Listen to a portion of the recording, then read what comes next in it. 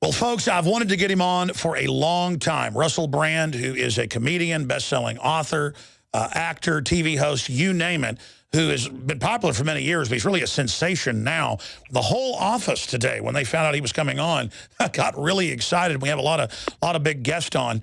And what's exciting about this is that Russell Brand is outside the box, and he's getting people to think. And obviously it went viral all over the world a few months ago when he confronted kind of the talking heads that are on the mainstream media MSNBC channel with Mika Brzezinski. And so Russell Brand, he's doing his worldwide tour right now, joins us. Russell, thanks for giving us some time. Alex, it's a privilege to be on your show. Thank you. Oh, it's a privilege to have you here. What's the best site for people to visit to find out about the tour? Is it russellbrand.tv? Yeah, that'd be perfect. Thanks. You bet. Wow. So bottom line, what is front and center most important to you right now that's happening in the world? I think the thing that is most important to me is the thing that I'm talking about in my show. It's the cultural narratives that we are told, the way that we are presented with information, the way that meaning is designated, the significance that is given to certain issues and not to others, and the light in which stories are told. So I think that that could obviously comprise Edward Snowden, or it could comprise Syria. It could comprise more broadly the manufacture of consent or the manipulation of the consciousness of civilization through a conglomeration of government, big business, and media. Coming into this interview, we played a clip when you were on MSNBC, and that really struck a chord with people when you just laughed at their narcissism and said, you don't talk about anything real. You're basically a bunch of peacocks up here. What was it like behind the scenes? And it seemed like you were clashing with them, and it really captured people's imagination. What happened there? Because you were in the middle of it. Well, I mean, it's quite typical when you go on those type of TV shows that there's a particular frequency or pitch to the interview. There is a normal manner of speaking, not only the type of topics that are discussed, but a kind of banal, slightly shrill tone. The information is predicates on celebrity and gossip and what I would call low-frequency data, low-vibration information. So, it was like that. So it's like that when you go on anything on mainstream television. Those programs all sound the same. People all look the same. They all talk in the same way. And it was that kind of atmosphere.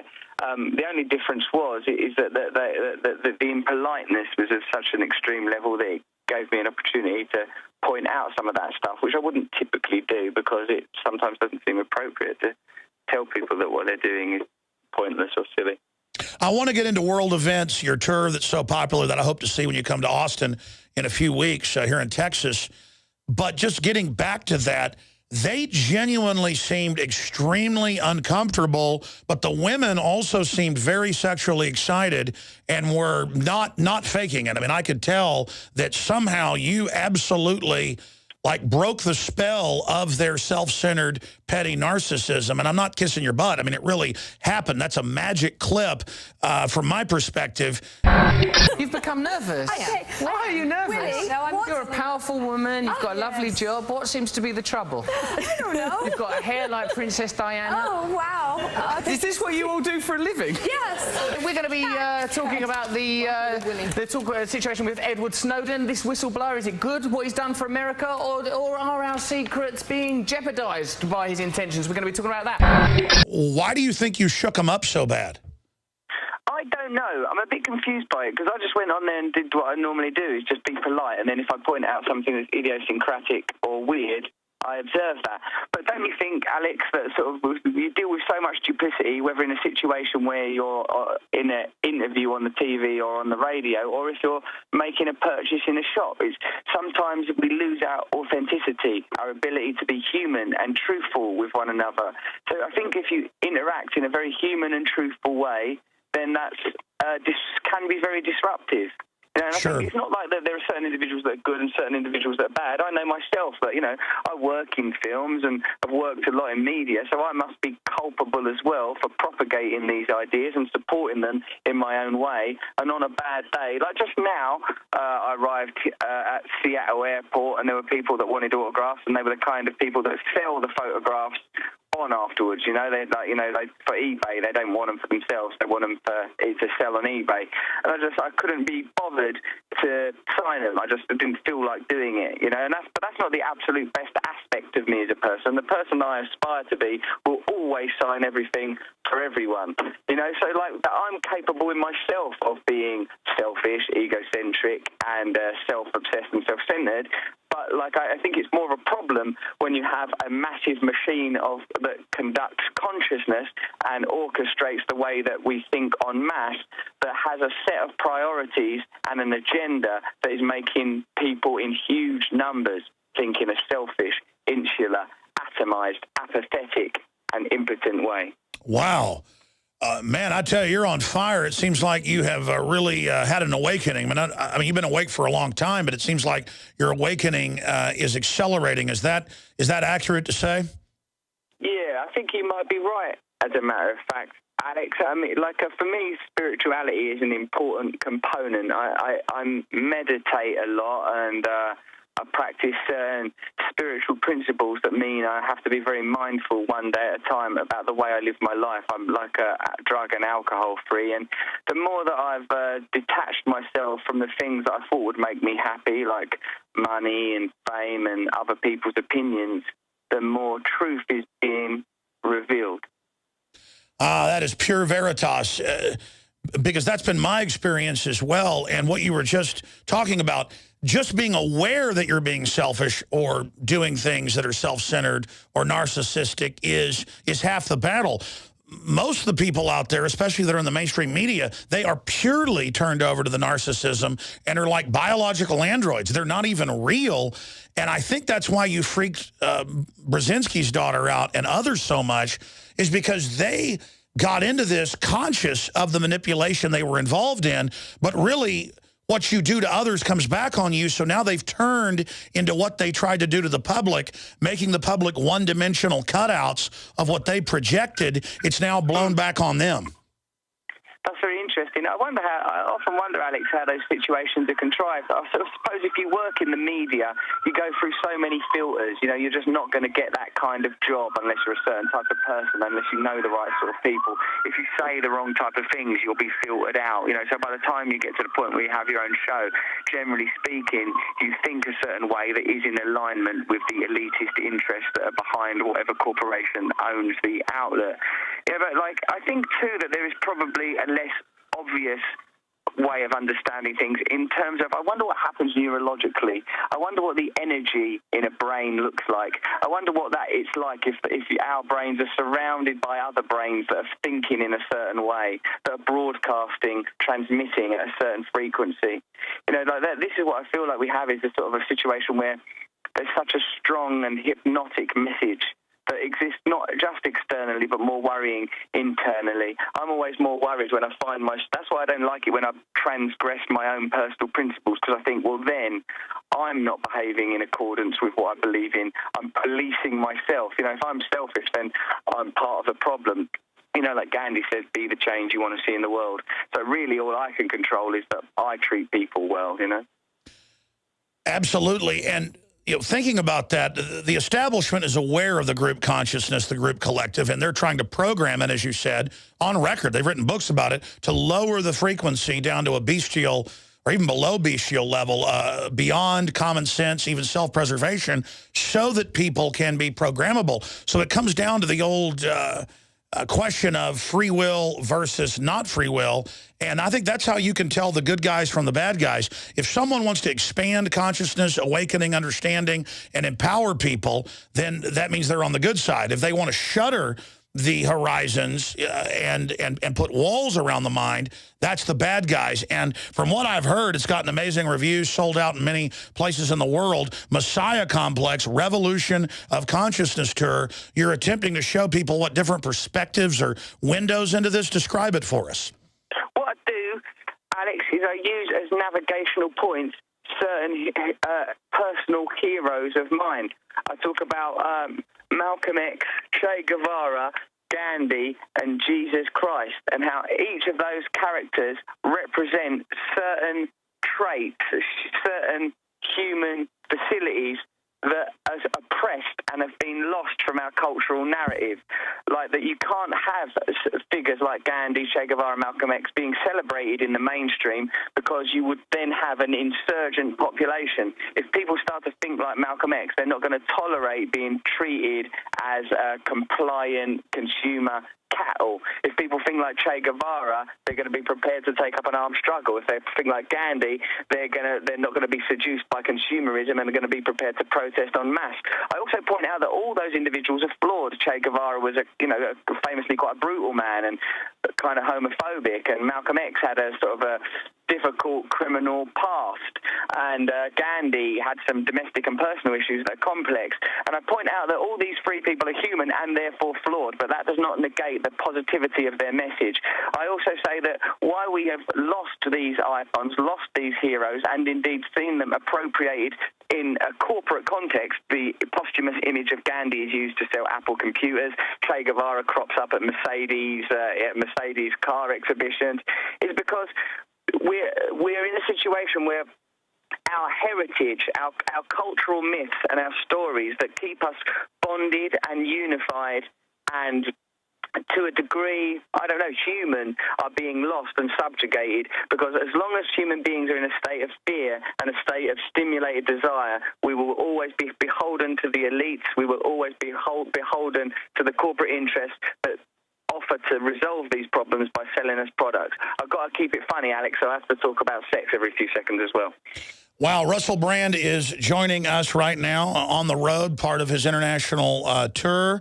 And, speaking of getting people outside the box, from my own research, you're absolutely on target at the core here, that the establishment is expert at hijacking icons, or as Campbell wrote, archetypal images, and then twisting them towards their aim, and then really rewriting all the basic cultural knowledge that every group out there had and replacing it basically only with the New World Order's propaganda. I mean, nothing against basketball players or movie stars, but if that's what kids aspire to be, there's not many slots there.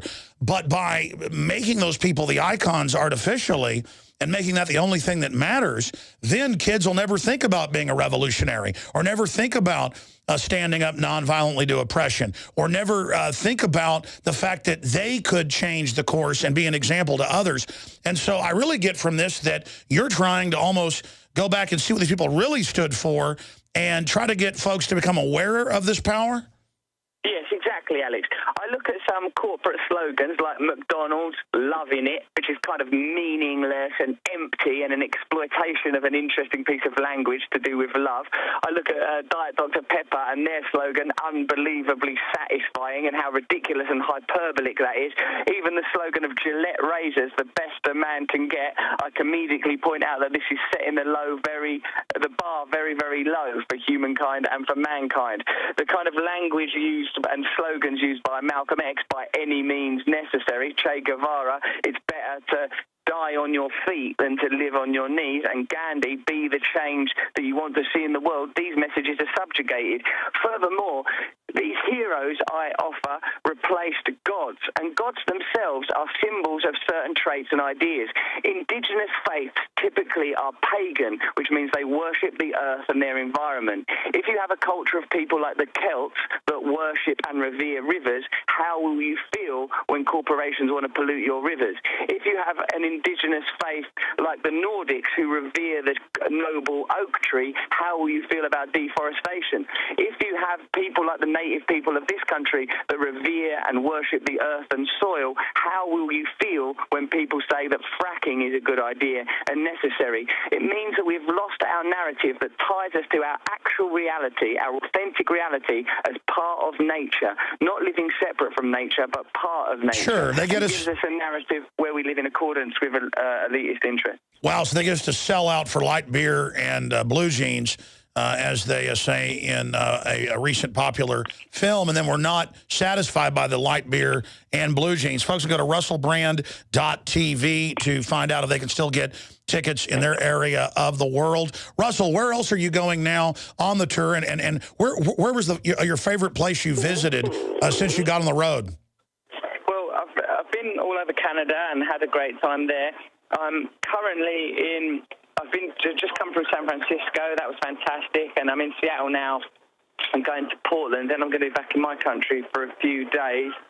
And then I'll be in sort of New York and Florida and Austin, Texas. I'm enjoying all of it, really. I mean, you know what it's like when you're touring. You don't spend an awful lot of time in any one location. So, but I really love America and love being with the American people and find that, broadly speaking, American media and American politics is not representative of my experience directly with American people. Sure, absolutely. It's a fake projected culture that the world sees that is not even America. It's like New Yorkers still move to Austin or still visit Texas and think we ride horses to work and that we're all the Beverly Hillbillies. In the 10 minutes we've got left, Russell, I want to go over some of the world events with you that are happening right now, like Syria. But first, what do you think's happening in the media revolution? Because mainstream media is dying. Every metric shows that.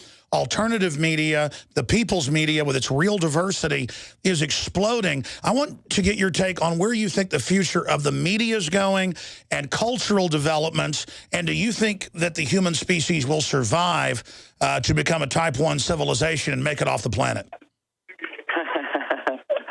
Type 1 civilization. Oh, cool. What does that mean? That we get our own extraterrestrial operations going and populate other planets? Well, with Alex, what I think with the media stuff is that I think the diversity provided by social networking and new media is very, very positive. But the status quo are expert at manipulating and co-opting any countercultural movement. If you look at how hip-hop began as a very sort of radical, anti-establishment voice and eventually couldn't be more about consumerism and bling and wealth. The same thing happened with punk. So I think any countercultural movement is at risk of being approximated and appropriated by the mainstream. And I think we sort of see already the way that sort of social networking is in cahoots with the government and with the whole PRISM affair, that it's going to be very difficult for truly radical new media to survive, particularly if it's effective. So, but I feel very optimistic about it. And the more that people communicate, the more that people realize that even if we are different from one another, we have more in common with each other than we do with the people that rule us and govern us, then I think that we have a chance of changing the world. I think we do. I hear buzz about Russell Brand all over the place, mainly in new media. And I know the system wants to try to shut it down. I don't think the genie can be put back in the bottle. I know you don't like talking about yourself specifically in your meteoric rise, but I don't really follow even pop culture. I see it there when I tend to look at it, but I also see it on the streets, which is really what's evergreen. Why do you think you're getting so much more popular? Well, I don't know, but I hope that it's obviously I hope, Alex, that it's as a result of moving away from moving out of alignment with the messages and narrative of mainstream media and being truthful to my sort of my original intentions when I became a stand-up comedian, as a sort of inspired very much by men like Bill Hicks and Lenny Bruce and Richard Pryor, who made telling the truth funny, which I may not have done in this interview, but I assure you I do in my show. It's a very, very different kind of format. When I first started out, I was very interested in anti-capitalist protest and environmental issues, and sort of several of the occasions when I was arrested when I was younger was a result of behaviour at sort of anti-capitalist marches and environmental marches and stuff. So it's always been something that's in me. But now that I'm finally disillusioned and disenchanted with the spell of mainstream popularity, perhaps something new can flourish. I didn't start living until I got disenchanted with it about 18 years ago. And I just, my life gets better and better the more I realize it's almost like a matrix. It's fine to be on it, to use it, to try to wake people up. But other than that, that's the only thrill there. There's no thrill anymore just in the fake syntheticness of it. Russell, I want to talk about some good news from my perspective. Nobody's saying Assad's a good guy, but the West did start the war, did fund the rebels starting 2.5 years ago. And for the first time since 1782, when the British Parliament voted to end the war against the colonies, they voted down the Prime Minister in the UK, David Cameron, wanting to go to war. Obama, he has a 9% approval rating on this war in a Reuters Washington Post poll. I mean, when Bush did all these lies, he had a 72. Now it's very unpopular. I see this as a sea change where libertarians, conservatives, liberals, everybody I know sees through this and knows that it's about the takeover of the Middle East that Wesley Clark exposed, the 7 nations they wanted to target. I went through the Pentagon 10 days after 9/11, and an officer from the Joint Staff called me into his office and said, I want you to know, he said, sir, we're going to attack Iraq. And I said, why? He said, we don't know. And then I came back to the Pentagon about 6 weeks later. I saw the same officer. I said, why haven't we attacked Iraq? We still going to attack Iraq? He said, oh, sir. He says, it's worse than that. He said, I just got this memo from the Secretary of Defense's office. It says we're going to attack and destroy the governments in 7 countries in 5 years. We're going to start with Iraq, and then we're going to move to Syria, Lebanon, Libya, Somalia, Sudan, and Iran. What is your view on Syria, and are you optimistic and excited that the UK Parliament, for the first time in 200 years, did the right thing on war? I certainly agree with you that that vote is as a result of widespread disillusionment with the political process. I think that obviously the Middle East is one of the most complex issues in contemporary world affairs and has been for millennia. What I believe is that our focus has to be the humanitarian aspects, the displaced refugees and the hundreds of thousands that are suffering as a result of military conflict in that area.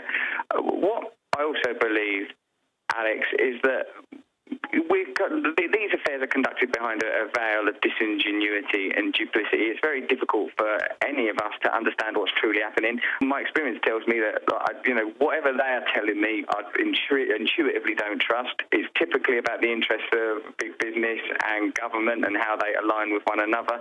So that's what I'm going to assume until I hear otherwise. The claims for going into Iraq and Afghanistan were duplicitous, and so the starting point I have is going to be not to trust any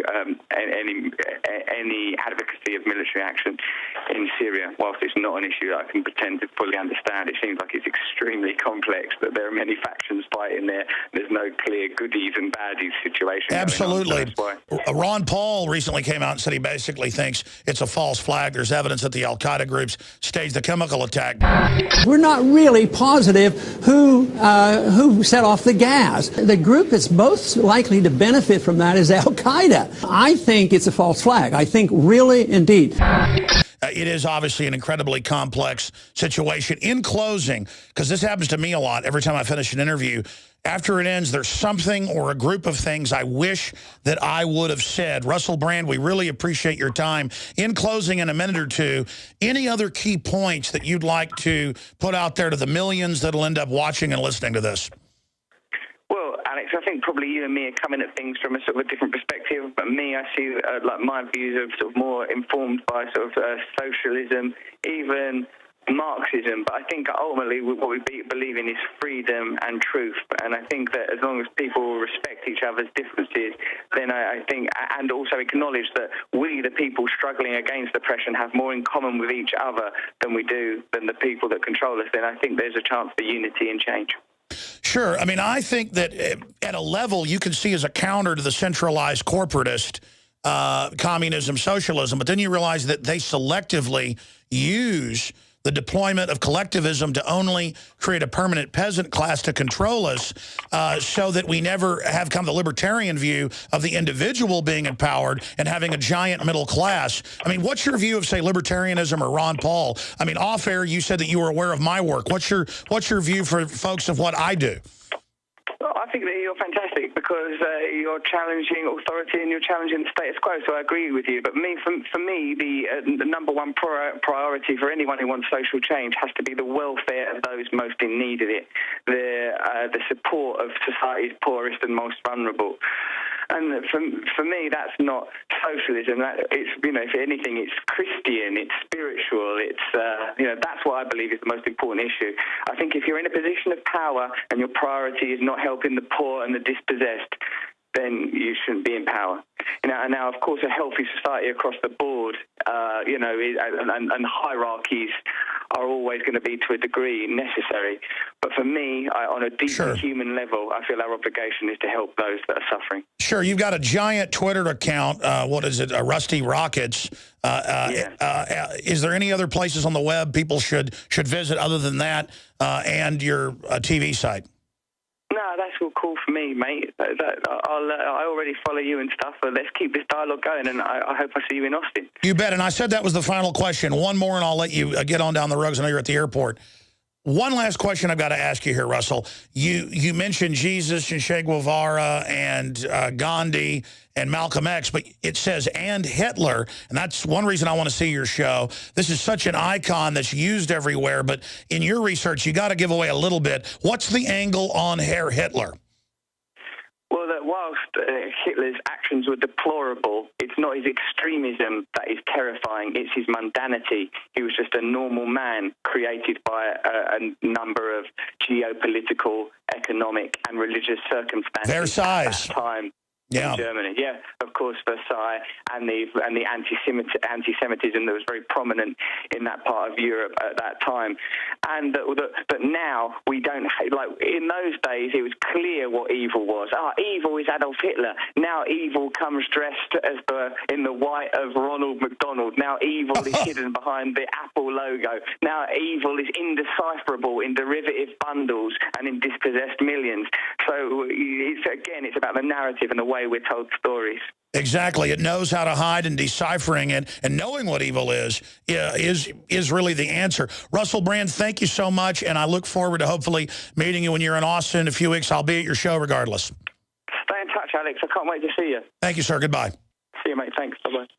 Well, folks, there goes Russell Brand, and I had been told by David Icke that he was a listener, and we got a hold of him and discovered he was. We found out he was following us on Twitter at Real Alex Jones and got him on, and I've been fascinated with his work for a few years. He's been around for a long time, but he certainly has gone from just kind of being the wild party animal guy to being a serious thinker. You can tell he's a smart guy. And look, folks, you know I don't like communism, but he's on a journey here. He said that was a long time ago. Now his views are changing. We have to reach out to everybody, especially if they're outside the box and want to try to make connections to others.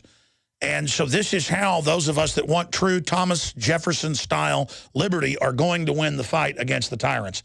But I tell you, that interview couldn't have gone better. That was amazing. And so I know that listeners out there probably want to send me their comments. You can do that at Real Alex Jones on Twitter. And then later on in the broadcast, I will come back and read over some of those. We'll also open the phones up later and get your take on that amazing groundbreaking interview with Russell Brand. And I hope this one gets 8.5 million views or whatever, like his MSNBC, because this will really get people thinking and talking. If him just shaking up those cutout paper people went so viral and spurred people's humanity, this will really get people talking. So please, folks, send this out when it's posted on YouTube to everyone you know. We'll be right back. I'm Alex Jones, and this is The Alex Jones Show. Check out our website, Infowars.com.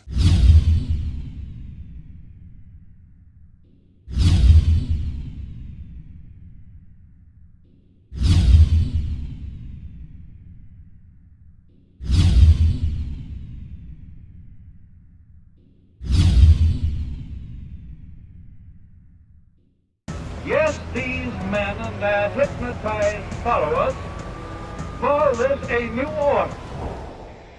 It is not new, and it is not order.